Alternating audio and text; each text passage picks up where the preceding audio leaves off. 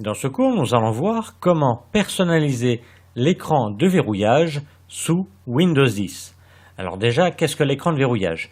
Tout le monde ne l'a pas.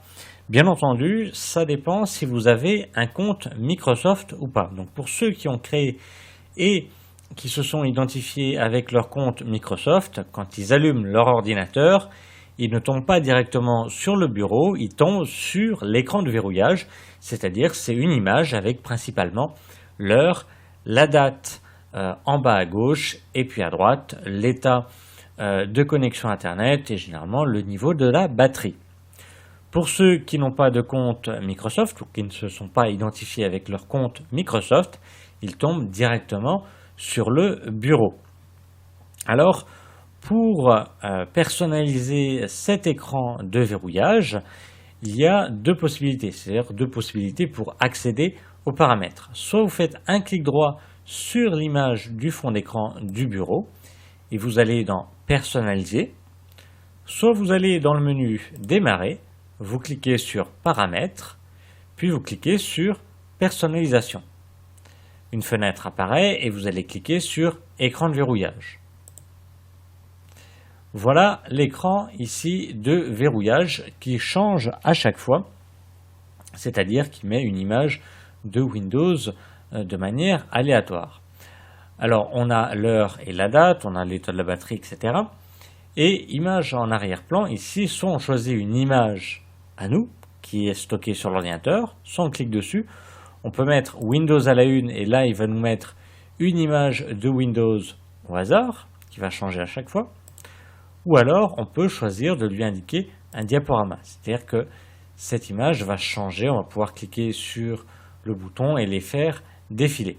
Dans le cas d'un diaporama, on va indiquer ici où se trouve l'album, c'est-à-dire où se trouve le dossier contenant les images qu'on va faire défiler. Donc on va cliquer sur Images, on va le supprimer, parce que sinon il va sélectionner toutes les images du dossier Images, et on va cliquer sur Ajouter un dossier. Une fenêtre apparaît, et on va cliquer sur le dossier voulu. On valide avec Choisir le dossier, et c'est bon. Si jamais ce dossier-là ne nous convient pas, on peut toujours cliquer dessus et le supprimer. Si on veut donc une image fixe qui se trouve donc sur l'ordinateur, on choisit comme image, comme mode arrière-plan. Ici, on va cliquer sur Images. Il nous propose ici 5 images qu'on peut déjà choisir. Je peux cliquer dessus, j'ai un aperçu en haut, ou sinon je peux cliquer sur Parcourir pour aller rechercher l'image qui m'intéresse. Alors pour cela, je vais aller dans le dossier par exemple Images, je vais aller dans un dossier et je vais double-cliquer sur l'image qui m'intéresse et voilà, l'aperçu a été modifié. Je peux également, comme vous avez vu en bas à gauche, j'ai l'heure et la date. Je peux rajouter d'autres informations. Pour ça, je descends et j'ai ici choisir une application pour plus d'informations sur l'état. Je vais cliquer sur le plus et il me propose certaines applications. C'est-à-dire que je peux avoir par exemple le calendrier, donc l'état de mes rendez-vous, admettons, sur l'écran de verrouillage. Et je peux rajouter d'autres applications que je souhaite connaître la visibilité. Donc je vais cliquer sur le plus et je vais rajouter par exemple la météo ou directement je vais rajouter, je sais pas, mes mails, etc.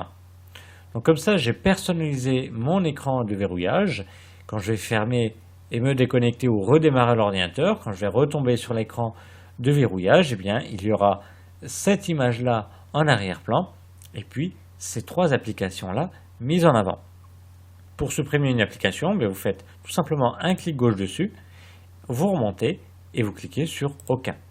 Donc là, à chaque fois, c'est pareil, vous cliquez dessus, Aucun, et là, exactement le même principe.